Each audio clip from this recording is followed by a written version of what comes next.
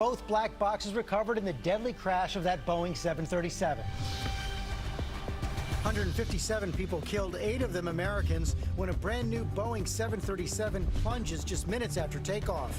Airlines around the world now grounding the model following its second deadly crash in months. U.S. investigators raced to the crash site. What brought down that plane?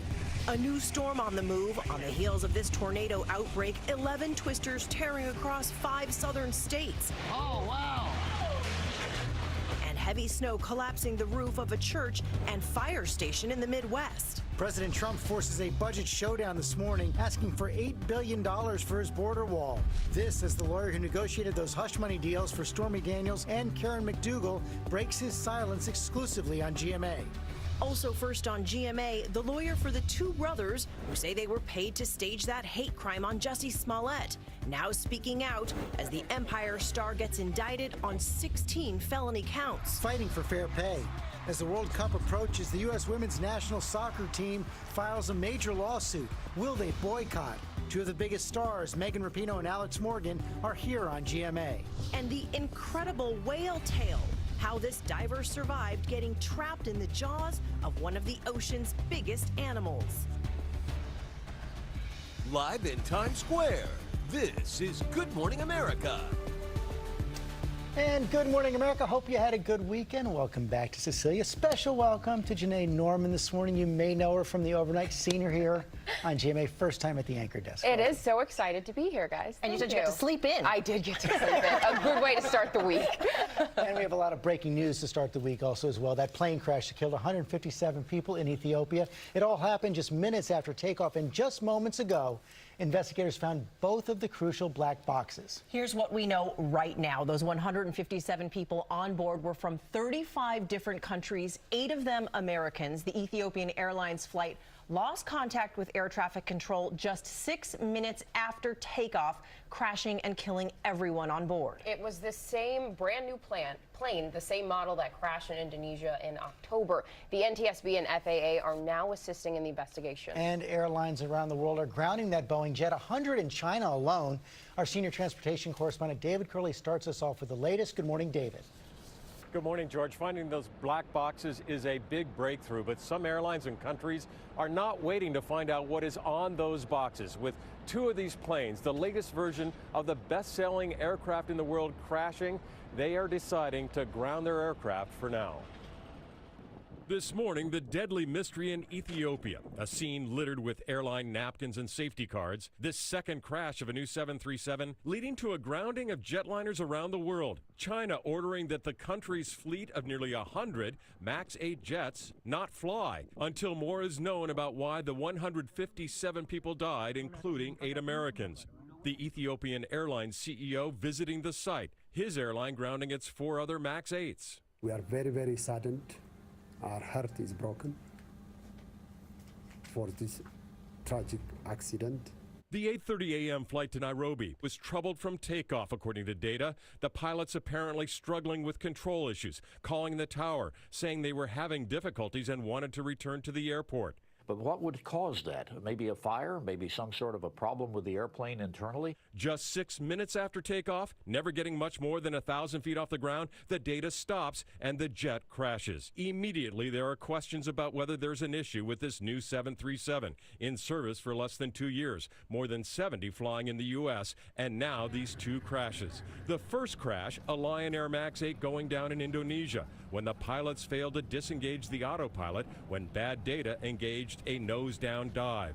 Lion Air was clearly a result of inadequately trained pilots and an airplane that should never have been dispatched. Here, we don't know what we've got for sure, but it does not appear to be something that would be directly related to pilot action. Among those on board, Cedric Ejavugwa, a Georgetown University student on his way home to Nairobi, and humanitarian and aid workers, 19 from the United Nations alone. 3 U.S. airlines fly the MAX 8. They have expressed confidence in this aircraft. For Boeing, the stakes are very high. Only 350 of these planes have been ordered. 4,600 are on back order. 350 have been delivered. Boeing assisting in this investigation, which, as you can tell, Cecilia, is now moving quite rapidly. Yeah, there are a lot of questions, David. Thank you. So let's bring in ABC News contributor, former Marine fighter pilot, and aviation expert, Colonel Steve Ganyard. Colonel Ganyard, good morning to you. We heard in David Pete's piece just now, just 6 minutes after takeoff, the data stops. What does that tell you about what might have happened here? Cecilia, there are good reasons why the data may have stopped, but what we know up to about the 4-minute mark is that this airplane was out of control right after leaving the ground. And we see in the animation there that the airplane is actually porpoising, climbing, descending, never really getting very high off the ground. The crew is clearly distracted because the airspeed keeps increasing, so they never pulled the throttles back. We lose data about the 4-minute mark. Obviously, the airplane continued to climb a bit. And in the video we see this morning, you see that very deep scar, that impact angle that suggests that the airplane hit at a very steep angle and a high rate of speed. So the similarities between what we're seeing right there on the screen in Ethiopia and between the Lion Airlines crash back in October are pretty remarkable. Is this just coincidence, or should there be now new safety concerns for this Boeing 737 MAX 8? The Lion Air crash started when there was a problem with the autopilot. It ultimately should have been handled by the pilots, but it was not. So there's a question here, was there similar circumstances that led to a tragic ending? So this is the question the flying public has a right to ask. Are there similarities in this crash? Is there a problem with this airplane? I don't think there is, but it's good news this morning. We'll get the black boxes, we'll get them read quickly, and we'll find out whether this was an airplane problem or a problem with pilot control. We are seeing this morning a number of international carriers grounding this specific plane. So far, American carriers are continuing to express confidence. Should these planes be grounded?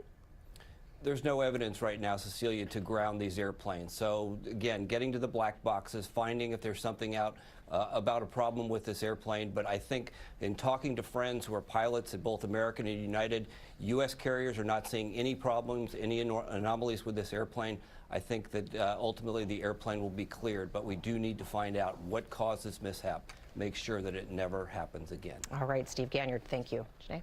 And now to that dangerous storm bringing multiple tornadoes to the south, heavy snow to the Midwest, damaging homes and buildings. Rob is here with the latest. And Rob, that snow's so heavy, it collapsed several roofs. Yeah, look at the snow in Fargo here. Another 10 inches. They've seen 5 feet so far this winter. The snowblowers are out there, and they've been below freezing since January 7th.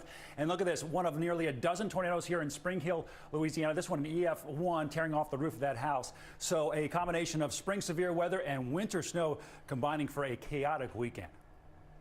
Throughout the Midwest, another brutal beating of winter causing roofs to cave under the heavy snow. In Minnesota, this roof crashing down on a Catholic church.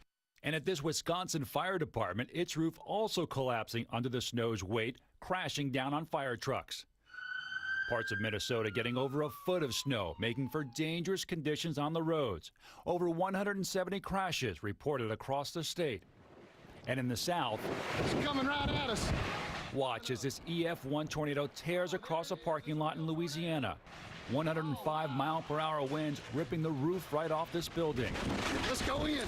This just one of 11 reported tornadoes across 5 states this weekend. Debris right here. It's coming right at us. Those twisters leaving some southern towns in shambles. About time they said take cover, it just come through and just did a lot of damage. And in Memphis, strong winds sending this massive tree through a home. Luckily, no one hurt. All right, next storm up is hitting California. Now, look at this. This is not snow. This is hail falling yesterday in San Jose, accumulating on the roadways, stopping drivers in their tracks. So this thing swings through the southwest for the next 2 days with mountain snow and severe weather potentially across Texas Tuesday, Wednesday. Talk more about that throughout the show. George, over to you. Okay, Rob, thanks. We're going to go to Washington now, where President Trump is forcing a new showdown over his border wall. The president will release his new budget today, upping the stakes after the longest government shutdown ever, with a new request of nearly $9 billion for the wall. Our senior congressional correspondent Mary Bruce on Capitol Hill with the latest. And Mary, it didn't take Democrats long to say dead on arrival. Yeah, George, here we go again. The president is requesting another $8.6 billion to build his wall. That is 6 times the amount that he got out of Congress during the last fight. Now, look, the president's budget is always aspirational. More than anything, it tells you about the president's priorities. And President Trump is making very clear to his conservative base that he is not giving up on this fight, even after he didn't get a single extra dollar during the shutdown fight. But Democrats, they are also making clear that they're not budging on this issue. Democratic leaders saying that history will repeat itself if the president tries to take on this fight once again, warning him, quote, "We hope he learned his lesson." And Mary, of course, Congress still dealing with the president's emergency declaration. The White House working hard to stem Republican defections on that. Yeah, the White House this morning is clearly worried about this, and they're trying to contain the number of Republicans who deliver what will be a rebuke to the president. In the Senate right now, there are enough Republicans on board to terminate the president's national emergency. The question this morning is, how big is that margin? How many Republicans will stand up to the president on this? Now, President Trump has already said he's going to veto this, and there aren't enough critics here in Congress to deliver the votes to overturn that veto. So bottom line, George, Republicans can embarrass the president on this issue, but they are not likely to be able to stop him on this one. First veto of his presidency. Mary, thanks very much. Cecilia? Okay, George, we're going to turn now to that exclusive with the attorney who negotiated the hush money payments for Stormy Daniels and Karen McDougal over their alleged affairs with Donald Trump. He sat down with our chief national affairs correspondent, Tom Yamas, to talk about that and Michael Cohen. Good morning, Tom. Cecilia, good morning to you. House investigators now want to speak with this attorney. This after he already spent 15 hours with federal prosecutors who were investigating Michael Cohen and the president. And he says initially Michael Cohen missed a deadline to pay off Stormy Daniels, but that all changed after the Access Hollywood tape went public. Cohen made the payment, creating a world of trouble for the president. It was supposed to be the easiest deal in the history of man. That's Keith Davidson, the man who just before the presidential election negotiated the hush money deals on behalf of both porn star Stormy Daniels and Playboy playmate Karen McDougal for their alleged affairs with Donald Trump. For months, he dealt with the president's fixer at the time, Michael Cohen. You built a relationship with Michael Cohen.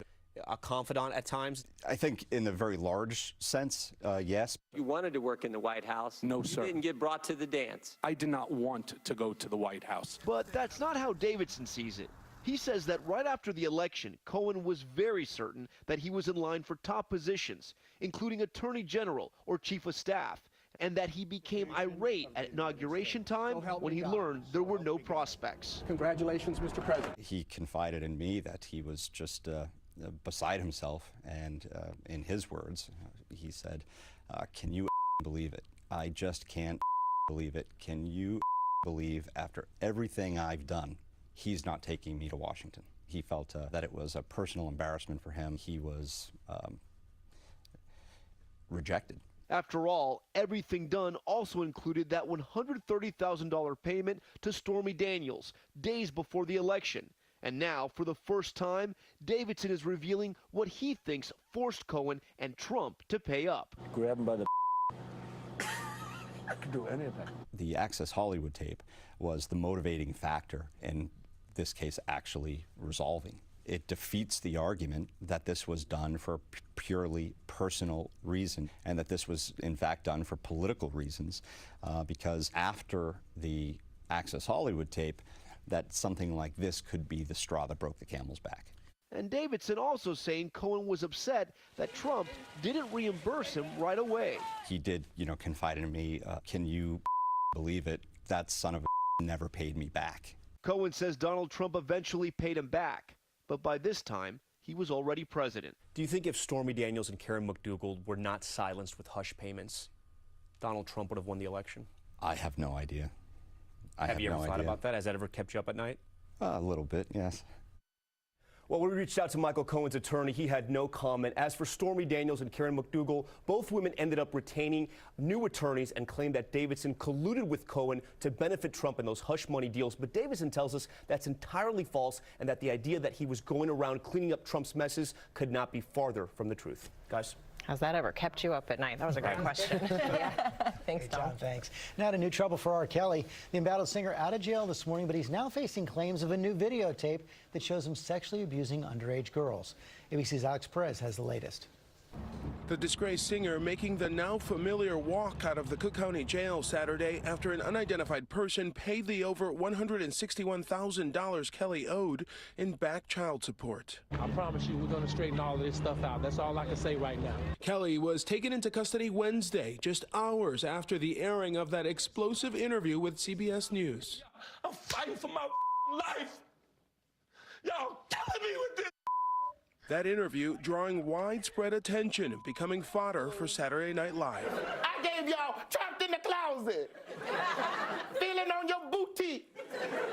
Age ain't nothing but a number, and so many other clues. But this morning, new claims against the singer after a Pennsylvania man says he discovered at his home what he says is a VHS tape of Kelly engaging in sexually abusive acts with more than one underage girl.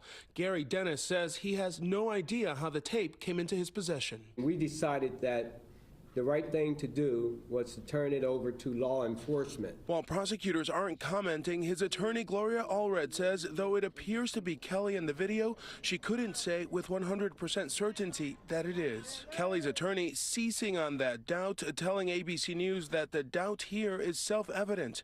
With reporting that the man on the tape kinda sorta looks like R. Kelly, that doesn't make it him. It is not him. And Kelly is already charged with 10 counts of criminal sexual abuse. He has pleaded not guilty and is due back in court on those charges March 22nd. Janae? All right, thanks, Alex. Now to a lesson on what not to do at the zoo. An Arizona woman is recovering this morning after crossing over a barrier to get a selfie with a jaguar, and it attacked her. That incident is now under investigation. ABC's Gio Benitez is here with more. Gio, good morning. Hey, Janae, good morning. Yeah, the woman is going to be okay, but zoo officials say this is what can happen when people don't respect those barriers. Some quick-thinking visitors to that zoo distracting the jaguar. It was an extreme selfie gone very wrong. This woman was attacked by a jaguar at an Arizona zoo after zoo officials say she crossed over a barrier to take a selfie near the fence of this jaguar's enclosure. The large cat striking her, clawing into her arm. Is the animal secured? Yeah, the animal secured, yeah. The jaguar seen here just moments after the attack, only releasing her after being distracted by a water bottle. Oh my God, I cannot believe that just happened. Michelle Flores and her son Adam witnessing the attack and thinking quickly by throwing that bottle. It was the only thing I saw that I could stick through the cage, and she went for it. And then at that point, all I heard was pull, pull. Everyone was saying, pull her away from the jaguar's claw. There's boundaries for a reason. We need to respect those boundaries, and we hope that it's just kind of a learning experience for everybody. This morning, the Arizona Zoo warning guests about staying behind those barriers. When people do not respect the barriers, there's always a chance that there might be a problem. And zoo officials say the woman has now apologized for crossing that barrier. Again, she's going to be okay. But this happened about a year ago with that same jaguar because someone else crossed that barrier. You got to respect it. I feel like we say that time and time again. Yeah. Be careful. All right, Gio, thank you. We're going to turn now to a shocking moment on the soccer field. A player attacked by a fan who jumped onto the field in Birmingham, England, and sucker punched him from behind. A security guard and his teammates quickly tackled the man to the ground. Fortunately, the player was able to stay in the game, and he got the ultimate revenge, scoring the game's only goal to give his team the win. That attacker appearing in court this morning is now charged with invading the field and assault. That's quite some video there. Absolutely, all the way onto the field. Yeah, way to come back. Yeah.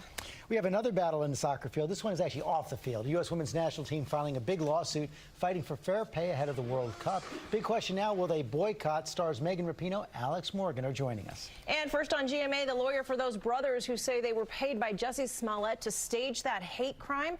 They're now speaking out right here. That's all ahead. But first, let's go back over to Rob. Hey, Cecilia, dramatic video out of Colorado. One of several avalanches over the weekend shutting down I-70. This one a mile wide, traveling about a half a mile. More snow coming to the Rockies. Time now for your Select Cities, brought to you by Walgreens.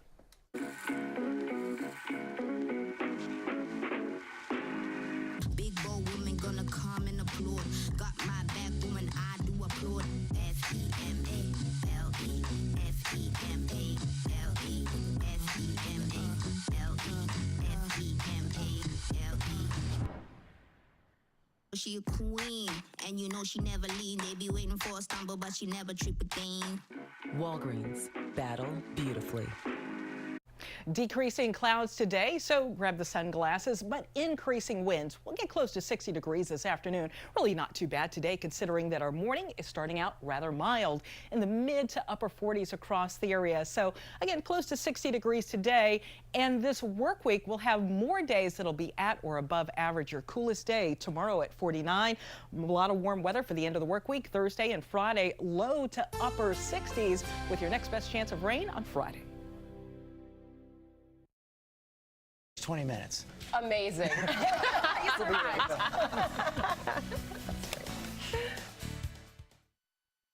Audible members know listening has the power to change us, make us better people.